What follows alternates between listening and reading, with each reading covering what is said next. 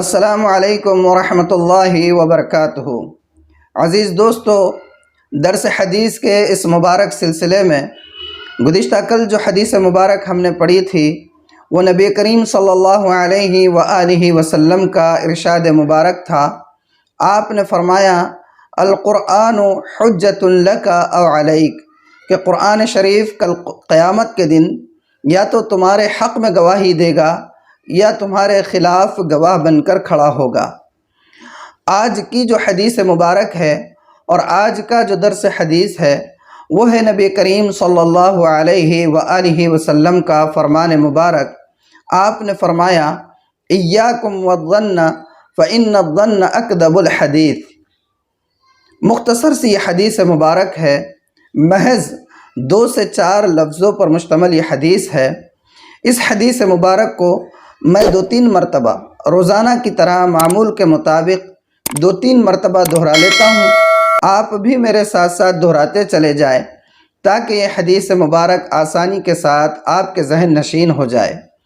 حدیث مبارک کے الفاظ ہے ایاکم والظن فإن الظن اکذب الحدیث، ایاکم والظن فإن الظن اکذب الحدیث، ایاکم والظن فإن الظن اکذب الحدیث۔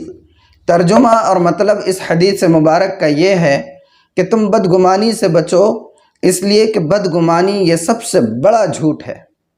آج میرے عزیز دوستو، ہم معاشرے میں دیکھتے ہیں جس طرف دیکھے وہاں فسادات ہے، مسائل ہے، مسائل کے انبار لگے ہوئے ہیں، دوریاں ہیں، منافقتیں ہیں، ناچاقیاں ہیں، باپ بیٹے سے بدگمان ہے، بیٹا باپ سے بدگمان ہے، بھائی بھائی سے بدگمان ہے تو بھائی بہن سے بدگمان ہے، شوہر بیوی سے بدگمان ہے تو بیوی کو شوہر سے مسائل ہیں۔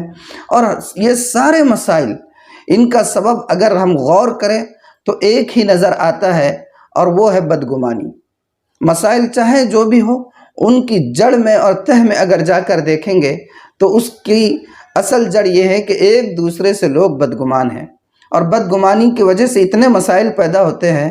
سب سے بڑا نقصان تو یہ ہوتا ہے کہ اگر کسی کے متعلق دل میں بدگمانی پیدا ہو جائے تو اس کا لازمی نتیجہ یہ ہوتا ہے کہ بدگمانی کی وجہ سے حسد اور کینہ پیدا ہو جاتا ہے۔ پھر آدمی یہ سوچنے لگتا ہے کہ میں بھی تو رات دن محنت کر رہا ہوں لیکن میرا بھائی بہت آگے بڑھ رہا ہے۔ پھر اس کے دل سے بددعائیں نکلنا شروع ہوتی ہیں، اللہ کرے کہ اس کا مال برباد ہو جائے، اللہ کرے کہ اس کی رونقیں ختم ہو جائے، خدا کرے وہ دھڑام سے نیچے آ جائیں۔ اس طرح کی بدگمانی کے نتیجے میں حسد اور کینہ اور بغض پیدا ہونے لگ جاتا ہے جو خود آدمی ہی کو ختم کر کے رکھ دیتا ہے۔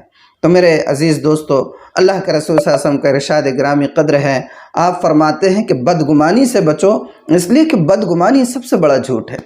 حضرت عیسیٰ علیہ السلام کے بارے میں آتا ہے کہ آپ کہیں جا رہے تھے، راستے میں آپ نے دیکھا کہ ایک شخص چوری کر رہا ہے۔ آپ نے اپنے سر کی آنکھوں سے اس کو چوری کرتے ہوئے دیکھا اور آپ نے اس سے کہا کہ بھئی یہ کیا کر رہے ہو، چوری کر رہا ہو آپ؟ تو اس نے کہا نہیں، میں چوری نہیں کر رہا ہوں۔ حضرت عیسیٰ نے کہا بھئی ابھی تو آپ چوری کر رہے تھے، تو اس نے قسم کھا لی، اللہ کی قسم میں نے چوری نہیں کی۔ حضرت عیسیٰ علیہ السلام کے سامنے جیسے ہی اس نے قسم کھائی تو آپ نے کہا کہ اچھا آپ نے چوری نہیں کی، تو میں اپنے الفاظ واپس لے لیتا ہوں۔ آپ نے اپنے مشاہدے کا انکار کر دیا، کہا کہ نہیں، ہو سکتا ہے کہ میری آنکھوں نے غلط دیکھا ہو، حالانکہ آپ نے اپنی آنکھوں سے دیکھا اس کو چوری کرتے ہوئے۔ لیکن جیسے ہی اس نے اللہ کی قسم کھائی تو حضرت عیسیٰ نے اپنے مشاہدے کا انکار کر دیا اور کہا کہ ہو سکتا ہے میری آنکھوں نے غلط دیکھا ہو، اس لیے کہ کوئی شخص اللہ کی جھوٹی قسم نہیں کھا سکتا۔ آپ اس سے بدگمان نہیں ہوئے۔ لیکن آج ہمارے معاشرے کا کیا حال ہے؟ ہمارے معاشرے کا حال یہ ہے کہ اگر کسی کے اندر 99% نیکیاں ہو، اچھائیاں ہو، خوبی ہو اور صرف 1% اس کے اندر برائی ہو تو ہم ان 99% اچھائیوں کو، خوبیوں کو اور اس کی اچھی عادتوں کو پس پشت ڈال دیتے ہیں اور اس ایک برائی کو یا 1% برائی کو ہم اچھالنے لگ جاتے ہیں۔ حالانکہ ایسا نہیں ہونا چاہیے۔ اگر کوئی شخص کسی ایسے راستے سے جا رہا ہو یا کسی ایسے راستے سے آ رہا ہو جو راستہ مسجد کی طرف بھی جاتا ہے اور دوسرے کسی برائی کی مرکز کی طرف بھی جا رہا ہو، تو ہمارا گمان یہ ہونا چاہیے کہ یہ بندہ نماز کے لیے مسجد کی طرف جا رہا ہوگا یا مسجد سے آ رہا ہوگا۔ یہ ذہن میں نہیں آنا چاہیے کہ اسی راستے پر آگے شراب خانہ بھی ہے، ہو سکتا ہے کہ یہ شرابی ہے تو شراب پی کر ہی آ رہا ہوگا۔ یہ بھی تو ہو سکتا ہے کہ اللہ نے اسے توبہ کی توفیق دی ہو اور وہ مسجد سے توبہ کر کے واپس آ رہا ہو۔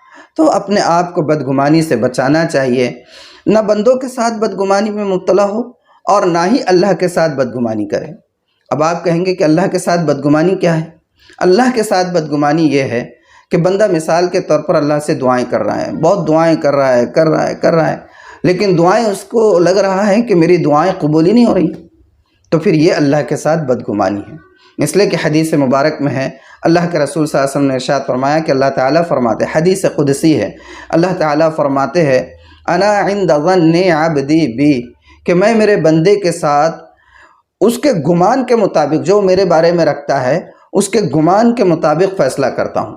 اگر وہ یہ گمان کرے گا کہ اللہ تعالیٰ میری دعاؤں کو قبول کرتا ہے تو میں اس کی دعاؤں کو ضرور قبول کروں گا، لیکن اگر اس کا گمان میرے متعلق یہ ہے کہ میں تو دعائیں مانگ رہا ہوں، سالہ سال سے مانگ رہا ہوں، کئی دنوں سے مستقل مانگے جا رہا ہوں، لیکن جو دعا میں مانگ رہا ہوں وہ اس کا نتیجہ مجھے نظر نہیں آ رہا ہے، تو پتہ نہیں اللہ تعالیٰ میری دعائیں قبول کر بھی رہے ہیں یا نہیں کر رہے ہیں۔ اگر اس کا معاملہ میرے ساتھ ایسا ہوگا تو پھر میں اس کی دعاؤں کو قبول نہیں کروں گا۔ جیسا معاملہ بندے کا اللہ کے ساتھ ہوگا، اللہ کا فیصلہ بندے کے ساتھ ویسے ہوگا۔ تو عزیز دوستو، ہمیں بدگمانی سے بچنا ہے، بندوں کے ساتھ بھی بدگمانی نہیں کرنا ہے اور اللہ کے ساتھ بھی بدگمانی نہیں کرنا ہے۔ اللہ تعالی ہماری حفاظت فرمائے۔ والسلام علیکم ورحمۃ اللہ وبرکاتہ۔